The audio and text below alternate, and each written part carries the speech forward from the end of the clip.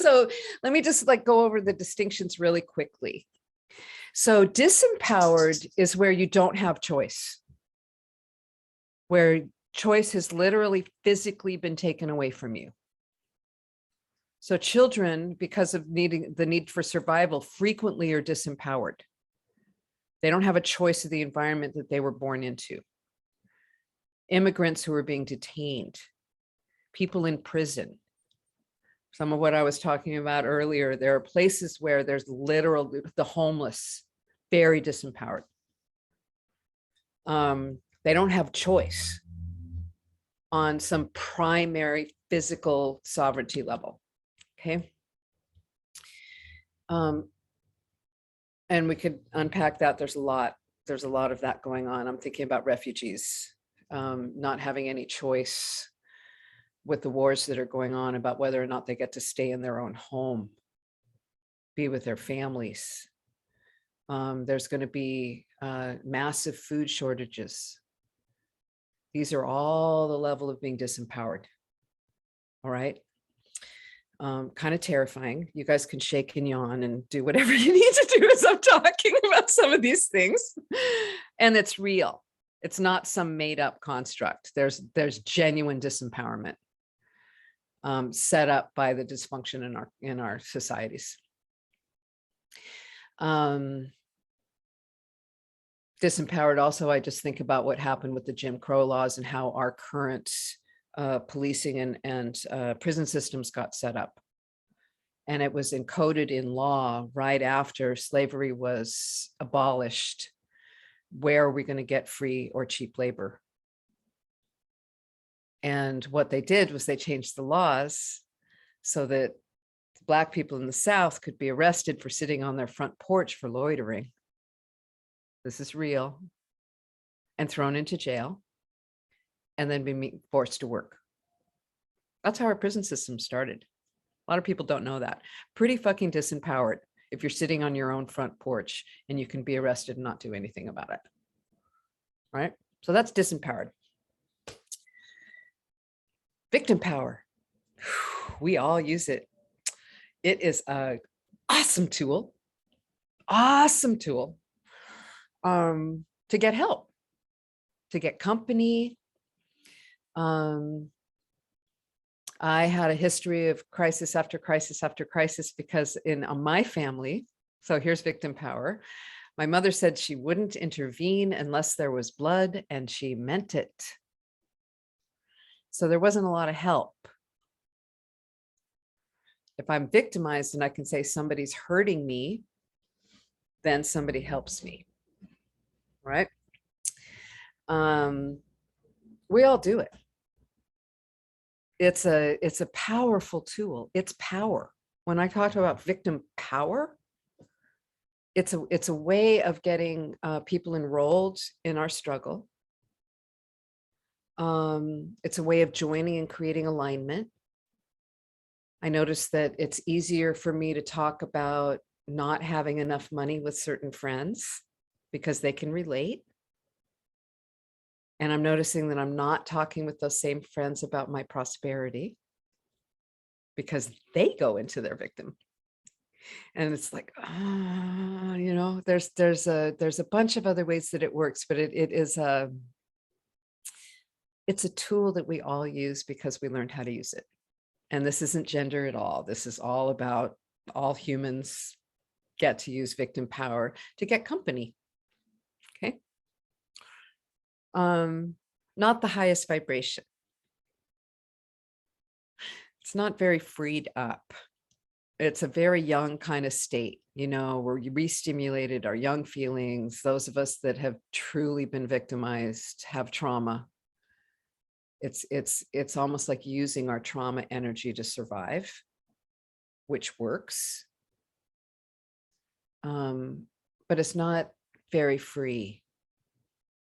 And it's for me with victim power, it's single point. It's kind of all about me getting what I need the best way that I can as a human being. So it's little, it's small, it works, but it doesn't feel very good. And then there's freed up power. Yeah, I love freed up power. Freed up power. And I've been talking with Mel about this and with other people about what do you look for with the people that you're developing into leadership? Okay. One of the things with freed up power is that those of us that are playing with that energy, we're taking responsibility for what's ours. What am I doing to contribute to the situation is the first question asked. That's one of the most powerful questions you can ask. How am I contributing to the situation? That's freed up power. Not, why did that mofo just do that to me? It's like, all right, there's conflict. Something's not working. How am I contributing to this? Freed up power has a lot of questions and a lot of humility in it. Humility. You know, in my first Eliminating White Racism workshop, the front of our booklet said, we are not to blame. This takes us out of victim. We're not to blame for the conditions that we're in. We are responsible to responding to the condition and changing it in whatever way we can. Not to blame. Yes, we're responsible. So freed up power has to do with compassion, no blame. What am I doing to contribute? What could I do differently? What action is possible? What do I need to let go of? Because one of the things when I'm asking that question, how am I contributing to this? If I really do a good job at answering that question, frequently it's like not a goddamn thing. I didn't do anything. You know, part of what I'm working with you guys and a lot of my clients is you're taking over responsibility for what's going on. It's like, oh, you're responsible. That's great. Where are you taking over responsibility? Where are you taking on something that's not yours to carry? So the freed up power really has to do with asking the right questions, taking responsibility and taking the actions or making a choice. I could have had a boundary. What helped create this? I didn't set a boundary way back there. Where do I need to set a boundary now? That's freed up power. Or I was rigid there and I was judgmental. Where can I get off it? Where can I let this person off the hook? Prem and I are in a Sangha together, and that was one of my favorite directions he gave us recently, which was let others off the hook. Like for 2 weeks. Fabulous. I want to like spoon feed that to a few people in my life right now. It's like, just, you know, we're gonna do. So one of the things that we're going to be exploring is how can we free up our power? Where is it that we can take responsibility? Where do we need to let go of responsibility? What questions are we actually asking? What is it we really desire? You know, the 5 Ds. I love that. That's freed up power to be able to get crystalline clear. Okay. What do we need to act on or stop acting on? Where's the boundary? Where's the energy? The other thing about freed up power is really noticing our energy. Is this lifting me up or pulling me down? And then doing the discernment work. Maybe there's 6 Ds, discernment. I like the Ds. You know, and that's some clearing work. It's like, what is this, the state that's making the decision, or is this my highest self that's making the decision? All right, that's where the discernment comes in. Am I reacting or responding? All of these things. And so there's just going to be a journey here around us awakening and operating from choice in every domain of our lives. So it's and then the other thing is what have we seen about power? What's the shadow side of power? Where have we been dominating and forcing versus, you know, empowering and leading, inviting? How do we be in our power as feminine beings?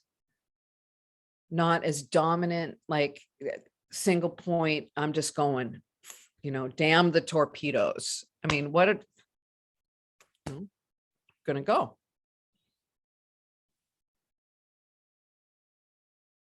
So there's going to be a discovery process that we're on right now. We're starting a journey.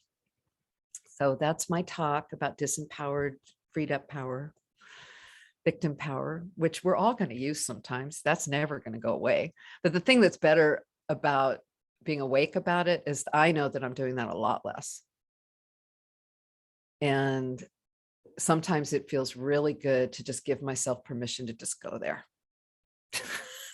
It's like I'm watching it. I'm like, yep, you're totally in it. I'm like, yeah, and it feels kind of good. I'm going to sit here in my poopy diapers until I'm not. It's just like, but there's something that's getting lighter about it. I don't believe my own drama stories anymore. Okay. I just don't. It's almost like what you guys are talking about diet and alcohol and different things. It's like, it's in that realm for me. It's just something I indulge in rather than something that I'm stuck in. Does that make sense? You guys? Yeah. Okay. So any questions or comments